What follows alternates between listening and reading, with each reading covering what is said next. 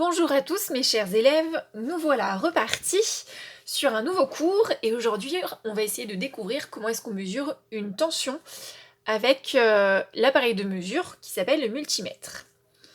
Alors on l'avait déjà utilisé dans les premiers chapitres pour mesurer une intensité du courant électrique. Aujourd'hui on va mesurer une tension.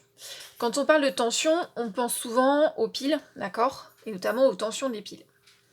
Alors, les tensions des piles, vous avez dû le découvrir avant, eh bien, on les trouve indiquées sur les piles elles-mêmes. Donc, en l'occurrence, ici, cette petite pile, elle vaut 9 volts, d'accord? On a différents modèles de piles. Là, j'ai une pile plate. J'ai enlevé l'étiquette exprès pour pouvoir mesurer la tension, savoir à combien elle est. Après, on trouve les piles rondes, les piles au mercure, etc. Mais le propre d'une pile, c'est de pouvoir délivrer une tension, d'accord ? Comment faire pour mesurer la tension d'une pile? En fait, pour savoir si la pile est usagée ou pas. Eh bien, on va prendre cet appareil de mesure, le multimètre, sauf qu'on va devoir cette fois-ci l'utiliser en mode voltmètre. Pourquoi? Parce que la tension s'exprime en volts, donc on va utiliser l'appareil en mode voltmètre. Si vous regardez l'appareil de mesure, on a ici la partie rose qui concerne les ampères, d'accord? Ici, le ohm, on verra plus tard, c'est pour mesurer une résistance électrique. Et la partie bleue, qui a pour symbole V, permet de mesurer des volts, c'est-à-dire une tension électrique. On va toujours se placer, lorsqu'il s'agit de mesurer la tension d'une pile, dans la partie V en tension continue. D'accord? Alors, par rapport à l'ampèremètre, l'appareil de mesure, il va être plus facile à utiliser.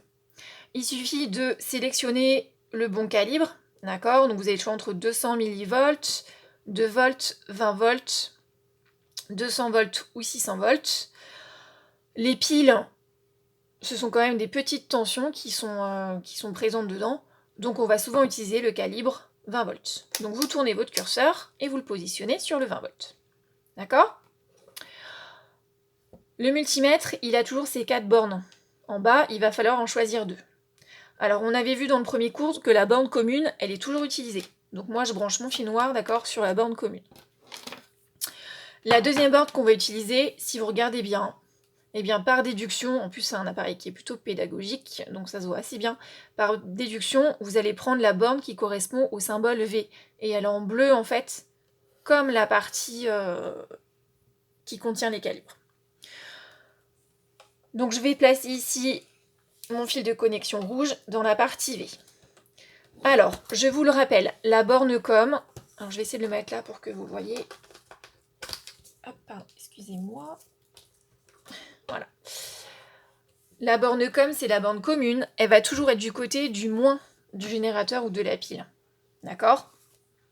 Sur les piles, vous avez toujours un plus et un moins. Elles sont indiquées. D'accord? Plus, moins. Ou alors, quand il s'agit de piles plates, on avait vu en 6e, voire en CM2 pour certains, le plus correspond à la petite borne, d'accord? Et au pire, je ne sais pas si vous le voyez ici, voilà. Ici, c'est incrusté en fait dans le plastique, il y a un plus, ici, il y a un moins là. Donc je vais mettre comme ça, maintenant que je les ai indiqués, hop. Le COM va toujours être relié au moins, d'accord? Ou être placé du côté du moins. Et le plus, lui, va être du côté de la borne V.